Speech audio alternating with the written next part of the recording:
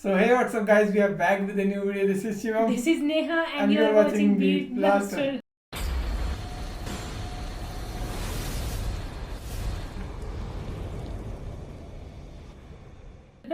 So आपके लिए क्या गया पार्ट मोहम्मद सबके लिए पार्ट 46। हाँ, और हम इस हमारे बात हंसने का सिर्फ ये है कि अब कुछ ये कह रही है मेरे को कि मैं आपकी इंट्रो खराब करूंगी मैं क्या करके बता दिया तो हंस रहे। सो पार्ट 46 लेके आ गया मोहम्मद सबके लिए। और लास्ट हमने देखा था कि जंगे बदर तक कहानी पहुंच चुकी थी, है ना, कैसे कैसे अल्लाह ने इनको मतलब वही के जरिए बताया कि स्टार्ट कर दो, मतलब उठा लो तलवार, है ना। सो आगे देखते हैं क्या हुआ, क्या कैसे कैसे है, क्योंकि वो तो वापस आ गए थे, रमज़ान का महीना आ गया था ना, तो उन्होंने कहा था कि इस माह हमें लड़ना नहीं है। सो इसको करते हैं प्ले, फिर करते हैं बाकी बातें। चलिए आगे सुनते हैं। कुरैश और मक्का वालों ने आज तक ईमान वालों को, मुसलमानों को बहुत सताया। अल्लाह के रसूल सल्लल्लाहु अलैहि वसल्लम को तरह तरह की तकलीफें दी, मगर ईमान वालों ने, मुसलमानों ने कभी उनका मुंह तोड़ जवाब नहीं दिया।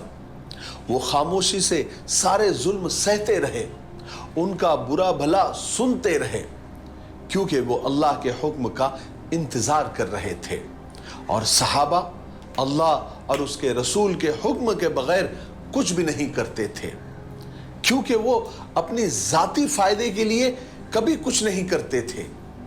उनकी दोस्ती, उनकी दुश्मनी, उनकी सुलह, उनकी जंग सिर्फ अल्लाह को खुश करने के लिए होती थी।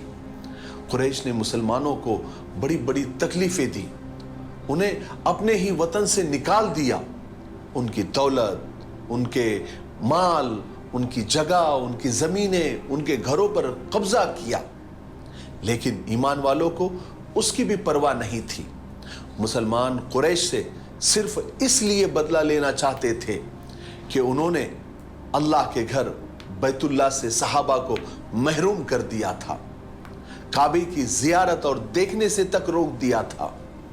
सहाबा के दिल काबे का तवाफ करने को तरसते थे, मगर कुरैश और मक्का वाले रास्ता रोके हुए थे। उनकी आंखें मस्जिद हराम को देखने के लिए तड़पती थी, मगर कुरैश ने दुनिया की सबसे मुकद्दस जगह का दरवाजा सहाबा के लिए और मुसलमानों के लिए बंद कर दिया था। इसलिए मुसलमानों के सीने में जितना भी गुस्सा था, जितना भी तैश था, वो अपने लिए नहीं था, बल्कि अल्लाह के लिए और उसके रसूल के लिए था, अपने दीन के लिए था।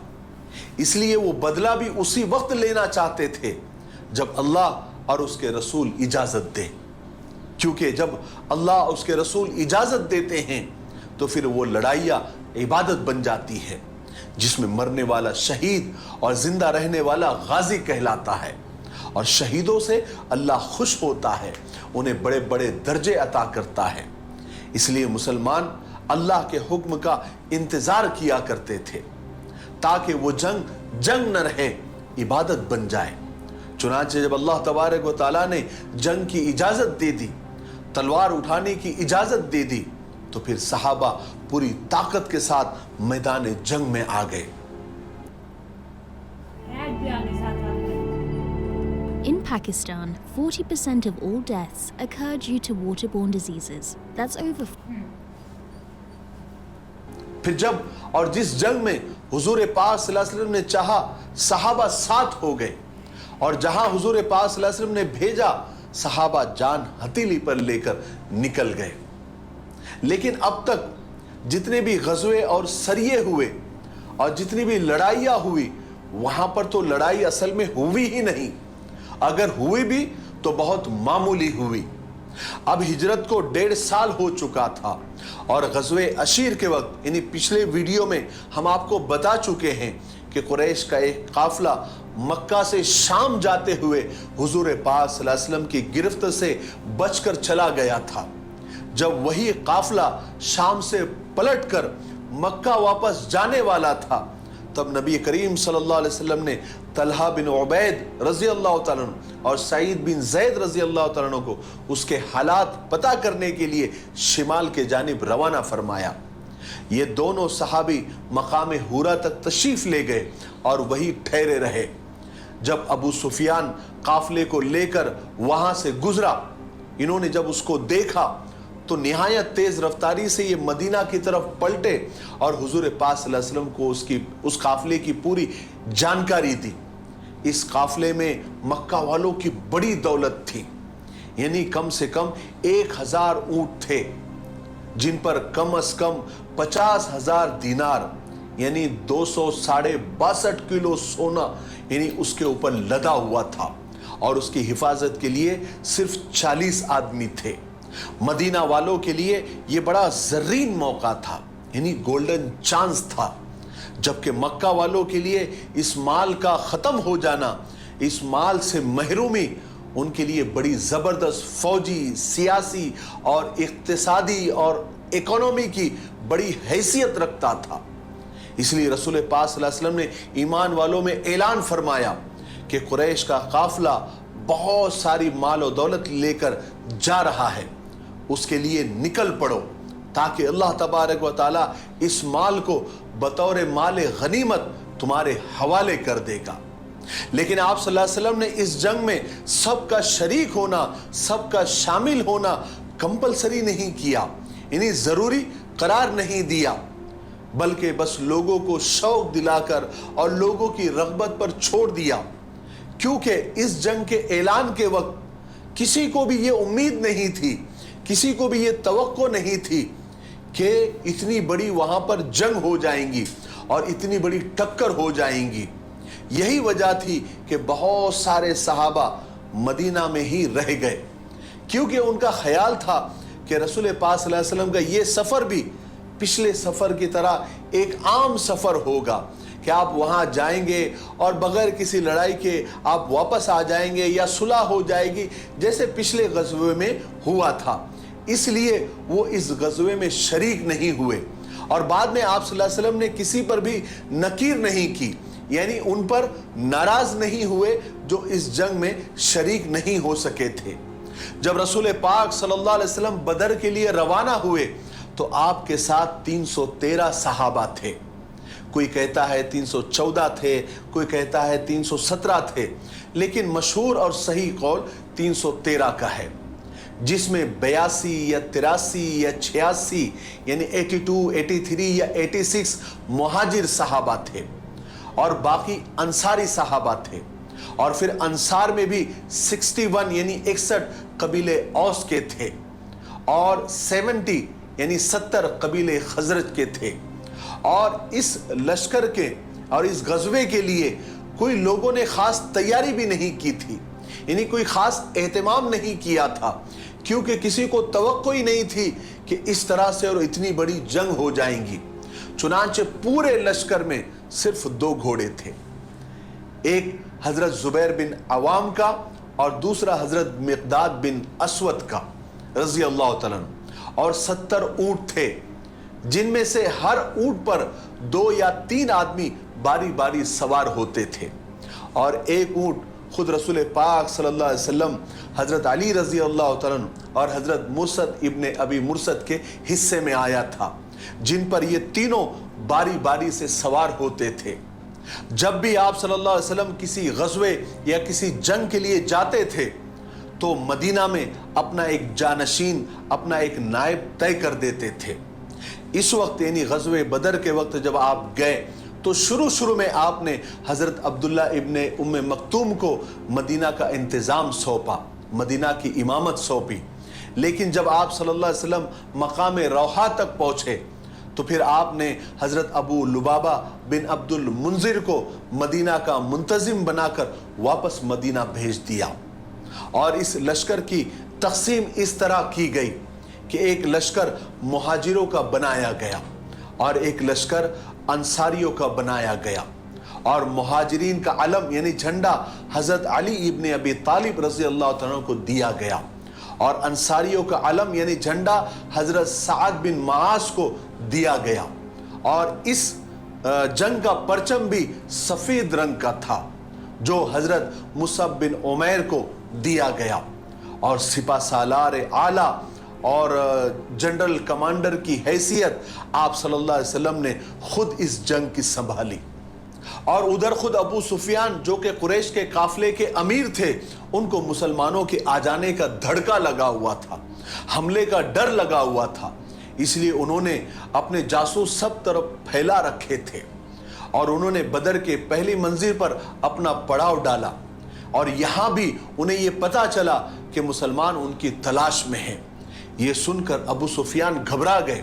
انہوں نے فوراً زمزم بن عمرو کو بلایا اور کہا کہ جلدی سے مکہ جاؤ اور قریش سے کہو کہ فوراً مدد کے لیے یہاں پر آ جائے، اس لیے کہ مسلمان ہمارے قافلے پر حملہ کرنے کا اور ہمارے سامان کو لوٹنے کا ارادہ کر رہے ہیں۔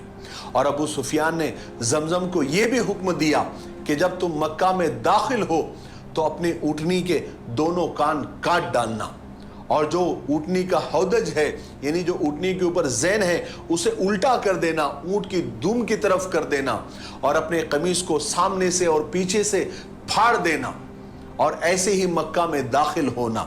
اصل میں یہ مکہ والوں کا رواج تھا کہ جب کوئی شخص بری خبر لاتا تھا تو وہ اسی طرح سے شہر میں داخل ہوتا تھا، جسے دیکھ کر لوگ خود بخود جمع ہو جاتے تھے اور انہیں پتہ چل جاتا تھا کہ کوئی بری خبر اور کوئی بہت ڈینجر خبر لے کر یہ بندہ آیا ہوا ہے۔ لیکن زمزم کے مکہ پہنچنے سے 3 دن پہلے حضرت عباس کی بہن عاتکہ نے ایک بہت ڈراؤنا خواب دیکھا۔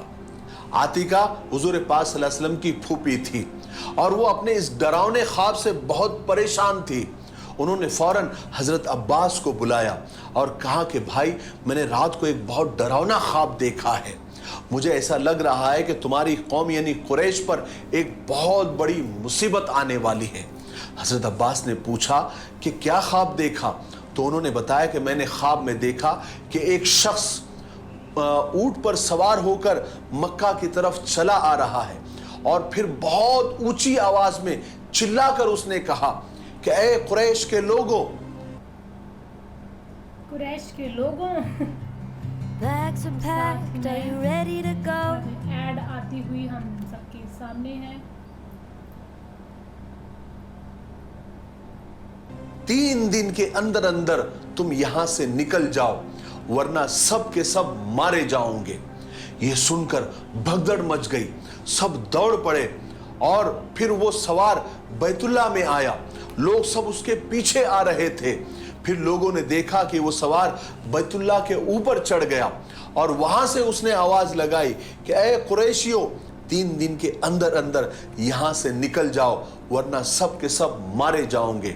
اس کے بعد وہ اچانک جبل ابو قبیس ایک پہاڑ کا نام ہے، اس کے اوپر وہ نظر آیا لوگوں کو، اور وہاں سے بھی اس نے وہی بات کہی کہ میں آخری بار کہہ رہا ہوں کہ 3 دن کے اندر اندر یہاں سے آپ نکل جاؤ ورنہ بری طرح سے مارے جاؤں گے۔ اس کے بعد اس سوار نے ایک بڑا سا پتھر اٹھایا اور اس پہاڑ سے نیچے پھینک دیا۔ وہ پتھر نیچے گر کر چور چور ہو گیا، اس کے ٹکڑے ٹکڑے ہو گئے، اور اس پتھر کے ٹکڑے مکہ کے ہر مکان پر بڑی زور سے جا کر لگے۔ مگر عاتکہ کا خواب سچا ثابت ہوا۔ 3 دن بعد زمزم مکہ پہنچ گیا۔ جب وہ مکہ کے قریب پہنچا تو ابو سفیان کے حکم کے مطابق اس نے اپنے اونٹنی کے دونوں کان کاٹ ڈالے تھے، اپنا کرتا آگے پیچھے سے پھاڑ ڈالا تھا، اور اونٹ کی زین کو الٹا کر دیا تھا، اور جیسے ہی وہ مکہ میں داخل ہوا تو زور زور سے چلانے لگا، لوگوں کو جمع کرنے لگا کہ اے قریش کے لوگوں، اے مکہ والو، اے قریش کے لوگوں، غضب ہو گیا، غضب ہو گیا، ہم تباہ ہو گئے، برباد ہو گئے، تمہارا جو مال ملک شام سے آ رہا ہے اس کو روکنے کے لیے، اس پر حملہ کرنے کے لیے محمد اور اس کے ساتھی، اس کا لشکر اب نکل پڑا ہے۔ اے مکہ والو، اے قریش والو، جلدی کرو، جلدی کرو، جا کر اس کی خبر لو، اپنے قافلے کی مدد کرو، پھر تم اپنے مال کو بچا نہیں سکو گے، مدد کرو، مدد کرو، مدد کرو، ایسے چلانے لگا۔ ابو جہل نے جب یہ سنا تو وہ سرپٹ دوڑا، حرم کی طرف بھاگا، پورے مکہ میں ہلچل مچ گئی، بھگدڑ مچ گئی۔ خاص طور پر ابو جہل کی حالت خراب ہو گئی تھی، وہ غصے کے مارے طوفان بنا ادھر سے ادھر پھر رہا تھا۔ لوگ آپس میں کہنے لگے کیا محمد اس ہمارے قافلے کو معمولی سمجھتا ہے؟ या उसके साथी हमारे काफिले को, हमारी ताकत को मामूली समझते हैं, खुदा की कसम अब मोहम्मद को और उसके साथियों को हमारी ताकत का पता चल जाएगा, हम उससे हम ऐसी जंग करेंगे। अब मक्का के लोग बड़े जोर और शोर से उठ खड़े हुए और उस अपने काफिले की मदद की तैयारियां शुरू कर दी। मक्का का कोई घर ऐसा नहीं था जो जान और माल से इसकी तैयारी में न लगा हो। हर शख्स खुद जा रहा था या किसी और को भेज रहा था। कुरैश के बड़े लोग छोटों को तैयार कर रहे थे। सरदारों में अबू लहब के अलावा कोई पीछे नहीं रहा। अबू लहब के 4000 दिरहम आज बिन हिशाम की तरफ थे। उसने कहा कि तुम इस जंग में शरीक हो जाओ तो मैं तुम्हें पैसे माफ कर दूंगा। असल में किताबों में आता है कि अबू लहब खुद आतिका के ख्वाब से डर गया था। उसे यकीन था कि ये ख्वाब सच्चा ही होगा, इसलिए उसने बीमारी का बहाना कर दिया और मक्का में ही रुक गया। आज के लिए इतना काफी है, इसलिए अब हम यहीं पर रुकते हैं क्योंकि वीडियो ये था आज का पार्ट 46, जहाँ पे हम सभी ने देखा कि कैसे कैसे आतिमा को एक ख्वाब आया है और प्रोफेट मोहम्मद की बुआ जी थी, वो फूफी है ना, सो उनको एक ख्वाब आया था, जैसे उन्होंने बताया कि 3 दिन के बाद ऐसा होगा, जो कि हुआ। उन्होंने झूठ कहा ये चीज़ है ना। तो अभी ये जंग स्टार्ट होगी जहाँ से, तो वो देखेंगे हम बाकी आगे आगे क्या होता है, कैसे कैसे जा रहे हैं। उनको तो कोई तैयारी नहीं है प्रोफेट मोहम्मद वगैरह को कि आगे क्या होने वाला, उनको तो कुछ खबरें नहीं है, इसलिए वो अपनी ज़रा भी फौज भी नहीं लेके आए अपने साथ, कुछ किसी को लेके भी नहीं आए।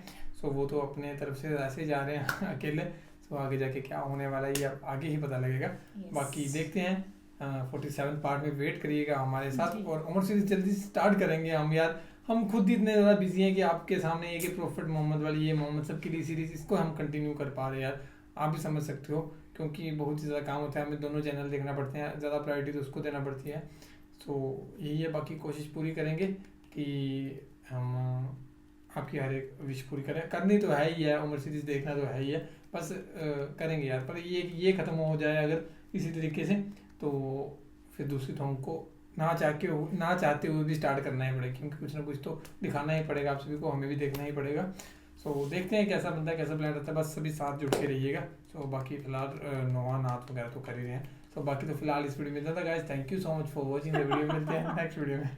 इसने मेरा हाथ पकड़ लिया ये वाला ना, कि मैं ऐसे करता हूँ ना लास्ट में, तो इसने ये पकड़ लिया। सो ठीक है guys, thank you so much for watching the video. मिलते हैं नेक्स्ट वीडियो में।